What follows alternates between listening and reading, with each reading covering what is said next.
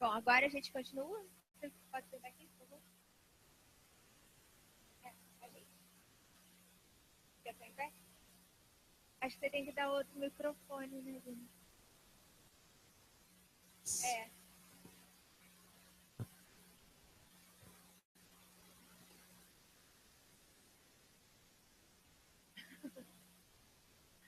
Bom, dentro da sua experiência, né, você cruza os dois mundos, você fica para lá e para cá, atravessa a ponte, porque essa que agora eu acho que é a inovação do momento, é você buscar construir essa ponte, mas uma ponte não frágil. Porque é o que eu falo, por exemplo, quando eu bato o pé que café deve ser exportado torrado, e não é só para mim, tem que ser para todo mundo, porque quando é para todo mundo, a coisa é sólida, não é uma portinha aberta, é uma porta escancarada.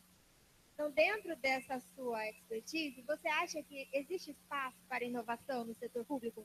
E qual é o impacto que a inovação pode ter sobre o setor público? Boa noite a todos. Agradeço ao convite de estar aqui com vocês, aproveitando a minha estada aqui em Pouso Alegre para o seminário de Empretec. Empretec aqui. Tem alguém que fez o Empretec? Não? Ok. Eu acho bacana, sabe, talvez vocês pensarem em incluir o Empretec dentro desse projeto, já que o Sebrae já está apoiando, né? Eu acho que valeria a pena realmente trabalhar nesse sentido. Só eu sou Empretec. Isso é você, Empretec, eu também. Então, uma coisa que eu fico preocupado quando a gente fala em fazer para todo mundo é essa coisa de as pessoas não darem valor para aquilo que está sendo mostrado, aquilo que está sendo ofertado, né? Eu confesso que eu fiquei impressionado com o fato da faculdade e da própria PE que está fazendo esse trabalho aqui juntamente com os empresários, com 140 vagas, é isso? 140 vagas, 40 foram preenchidas. Então nós temos 100 vagas para empresários aqui da região. Então eu fico muito preocupado com esse tipo de coisa, né? De ofertar em demasia sem que haja a necessidade ou a demanda do próprio empresário e do empreendedor. E isso me entristece, porque o esforço que eu pude perceber de vocês, né, de tanta gente boa aí de serviço, uma universidade envolvida, uma cidade como Pouso Alegre envolvida, e os empresários não se mexerem para isso. Estou vendo um colega aqui da Associação Comercial, né, e eu imagino a luta que vocês devem ter lá dentro para poder conscientizar os empresários, os empreendedores da necessidade e da importância de se fazer isso. Lá no Empretec a gente trabalha muito uma questão que é fundamental, que é o fato de que nós, brasileiros, em geral, não estabelecemos desafios para nós. Geralmente as nossas metas e os nossos objetivos são bem singelos, né, bem baixos, e a gente acaba se satisfazendo com isso. E, na verdade, o que precisamos é virar essa história e colocar realmente desafios para cada um de nós, para que a gente possa revolucionar esse nosso mundo. A Endeavor e o Sebrae fizeram uma pesquisa com os universitários aqui do Brasil, e eles identificaram o seguinte, que 66% dos universitários querem empreender. Né? 66%. E aí, perguntado para esses que queriam empreender, quantos achavam que podiam ser pessoas ou empresários inovadores, não chegou a 11%. Então, o universitário brasileiro, pela pesquisa da Endeavor, mostra o seguinte, quer empreender, mas não se sente inovador o suficiente para tal coisa. E uma outra pergunta que foi feita, que me preocupa muito, é o seguinte, quantos desses que querem empreender, querem, dentro de 5 anos, ter uma empresa com 25 funcionários? Pouquíssimos universitários disseram que queriam isso. E a pergunta que a Endeavor colocou sobre os 25 funcionários era exatamente para testar o quanto que esse universitário estava realmente interessado em ousar, em ir além, em fazer algo maior e grandioso, né? Porque o número de funcionários representa um pouco do resultado do próprio negócio. Eu estou vendo aqui alguns jovens, talvez sejam universitários, né? E fico preocupado se isso acontece realmente aqui também, numa cidade tão empreendedora quanto Pouso Alegre.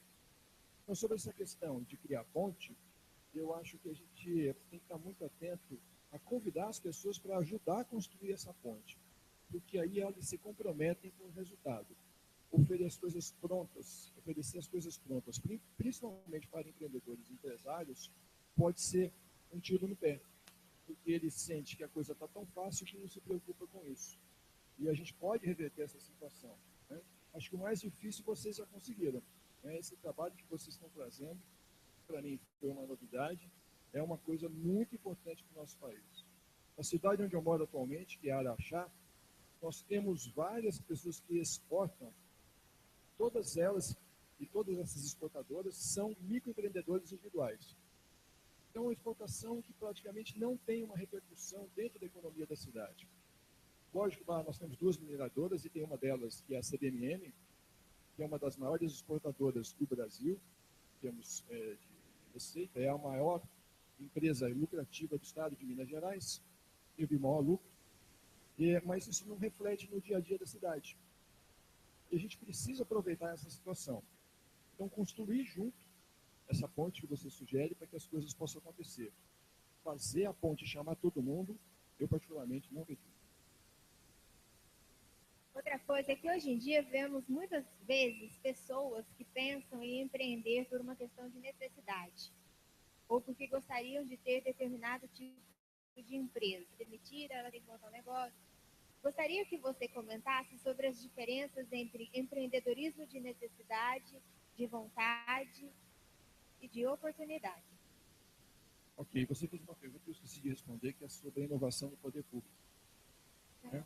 E eu queria frisar que isso realmente é muito importante, não só para o Brasil, mas vários países vão ter problemas como esse. Seja governo estadual, federal, municipal, não há mais dinheiro disponível para ter essa quantidade de funcionários públicos, essa quantidade de funções e subfunções que existem nas prefeituras. Eu falo das prefeituras porque é nos municípios que as coisas realmente acontecem. E os prefeitos, né, os gestores municipais têm que estar atentos a essa mudança. Muitas vezes, a gente conhece a história de prefeitos que se preocupam em contratar muita gente para a prefeitura simplesmente para atender uma demanda política, porque foram pessoas que foram apoiadores na sua eleição. Isso tem que cair em desuso. As prefeituras não têm mais condições de ficar bancando esse tipo de gente, né? Existe, logicamente, uma série de funções do poder público que é próprio do poder público e não dá para terceirizar. Segurança, por exemplo, saúde, educação, essas coisas não dá para terceirizar. Mas outras coisas que são funções anexas, por exemplo, veículos do município, precisam todos ser próprios do município. Eu não sei se vocês já tiveram experiência em prefeitura, por mais zeloso que o prefeito seja, um carro zero, daí 12 meses já está praticamente sucata, porque anda na mão de todo mundo, e o que está na mão de todo mundo ninguém cuida, né? Então, coisas simples como essas são importantes e precisam ser revertidas. E olha, quando você coloca para a iniciativa privada, para ela tocar e administrar algumas dessas funções que hoje o poder público assume, ela faz isso com muito mais eficiência, muito mais eficácia e muito mais barata para o município. Então, cabe realmente uma mudança da mentalidade para que as inovações aconteçam. E tem muitas cidades hoje que são inovadoras, né? A gente conhece vários exemplos sobre isso. Paulínia é um caso muito interessante, né, que chega a ter, inclusive, ônibus gratuitos, tem Wi-Fi nesses ônibus, as praças têm Wi-Fi. Uma cidade vizinha, Araxá, que é uma cidade que tem 4 mil habitantes, chamada Tapira, toda a cidade tem Wi-Fi. Todas as pessoas têm acesso à internet gratuito. Isso faz uma mudança na cidade, né? É lógico que as pessoas usam por uma série de motivos, mas usam também para fazer negócios com WhatsApp e outras tecnologias. E aí você perguntou? Da diferença do que gostaria que você comentasse sobre as diferenças entre empreendedorismo de necessidade, de vontade e de oportunidade. Empreendedorismo de necessidade é muito simples, o próprio nome indica. As pessoas estão passando fome, estão desempregadas, não conseguem se empregar. E o que vão fazer? Vão correr atrás. E aí junta para fazer brigadeiro e sai vendendo na rua, vai fazer pipoca, vende sorvete, né? Tem todos os tipos de opções. E essas pessoas que empreendem com necessidade são as pessoas que, quando a crise deixa de existir e os empregos voltam, elas são as primeiras a abandonar o próprio negócio e voltar a ser funcionários, né? E o que as pessoas buscam hoje é segurança. Na verdade, hoje não sempre, né? Aqui no Brasil, em especial, as pessoas são muito focadas em prestar concursos públicos. Por quê? Eu já vi várias entrevistas, eu tenho certeza que os senhores e as senhoras aqui também ouviram. Eu me lembro de uma especial, onde uma garota de aproximadamente 25 anos foi entrevistada e ela estava prestando concurso para a Polícia Federal. Aí perguntaram para ela o seguinte: por que você está prestando? Ah, eu quero estabilidade, eu quero segurança, garantia do salário no final do mês. E aí o repórter perguntou: bom, e essa questão da ação policial, de ir atrás de bandido? Ah, não, isso eu não quero. Quer dizer, candidato à Polícia Federal e não quer mexer com bandido, né? Não quer estar na rodovia atrás de maconha, seja lá o que for. Então, esse pensamento nosso brasileiro tem que ser mudado, tem que ser alterado.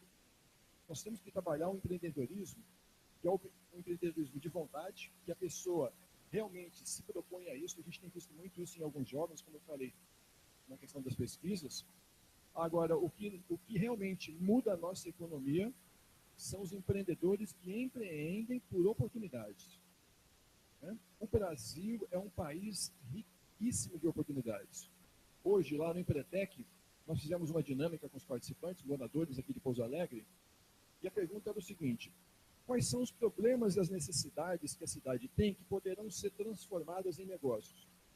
Essa dinâmica de 20 minutos, 65 possibilidades de oportunidades não atendidas aqui no município de Pouso Alegre.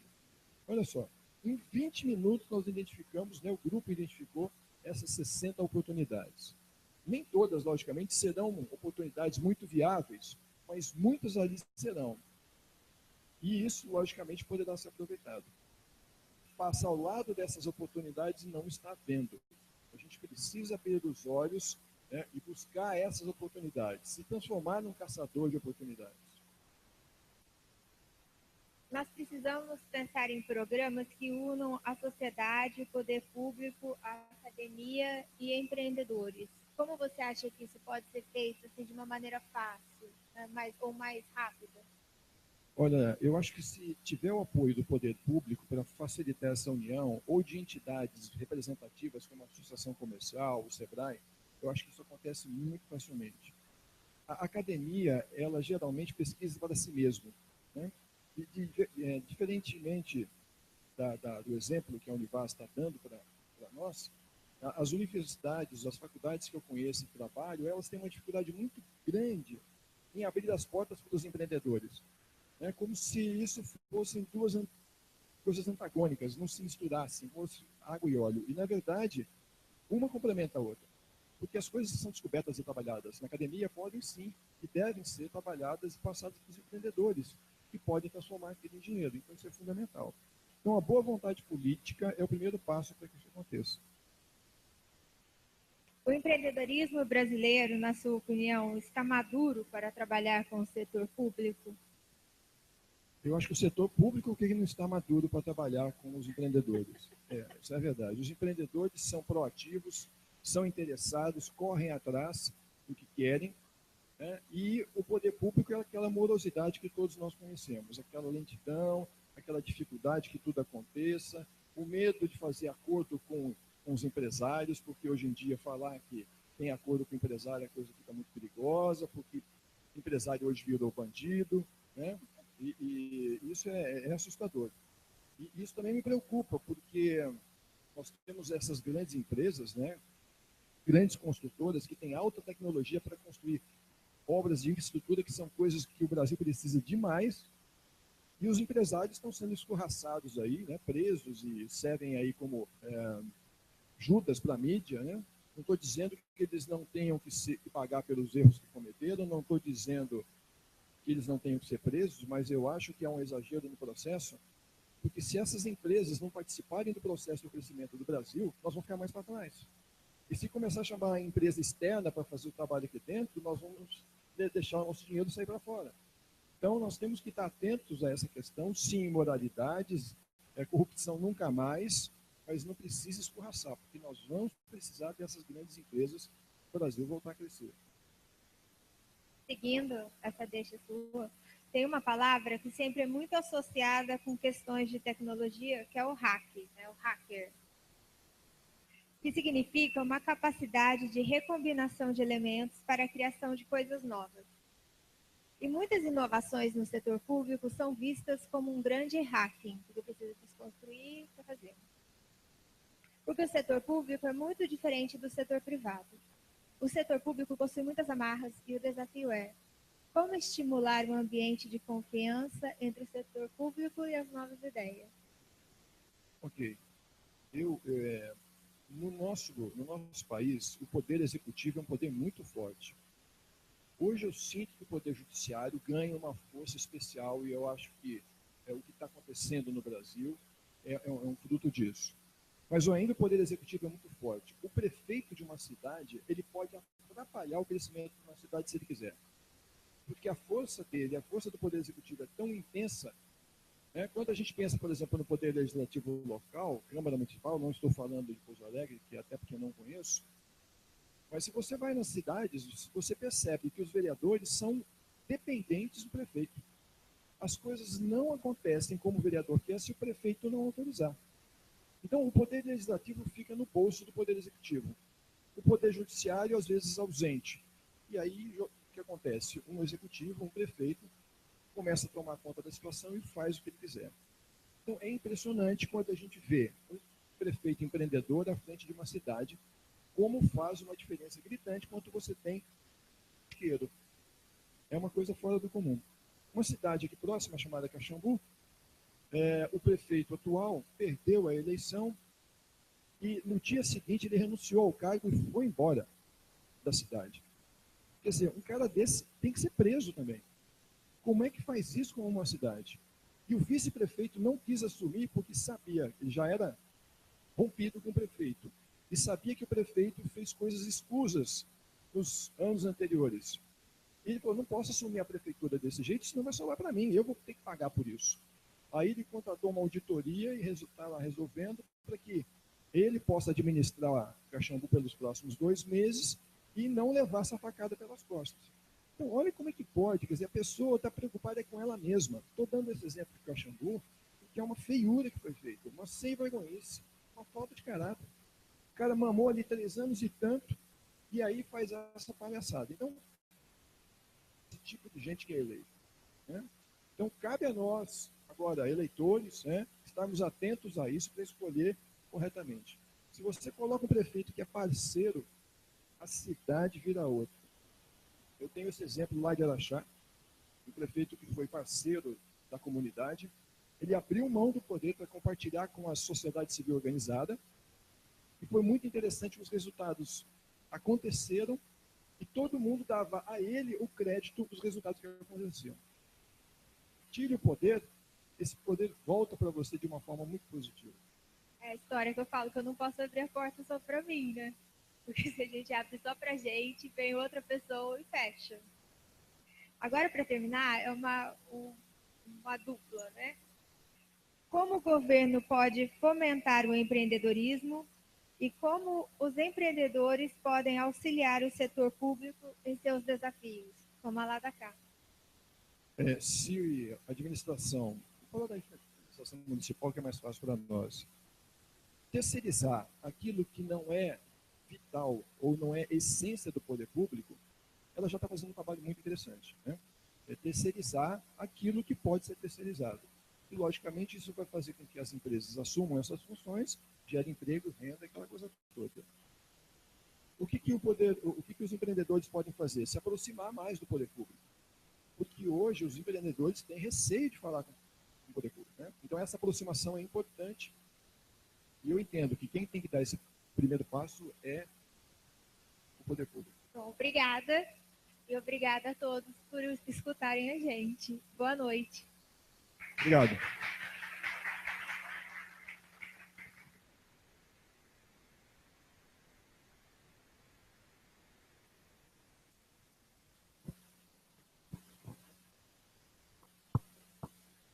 Bom, nós agradecemos a presença de todos.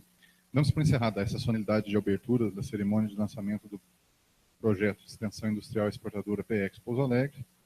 Agradecemos quem está nos acompanhando também pelo YouTube e pelo Facebook ao vivo, né? E fica aberta a porta da Univas e do nosso projeto PIEX, assim como os nossos parceiros também. Uma boa noite, muito obrigado.